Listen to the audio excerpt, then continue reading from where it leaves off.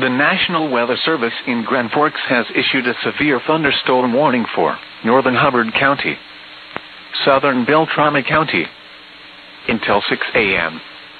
At 5:18 a.m., a severe thunderstorm was located near Besida, or 12 miles southwest of Bemidji, moving east at 45 miles per hour. Hazard, ping-pong ball-size hail. Source, radar indicated. Impact, people and animals outdoors will be injured.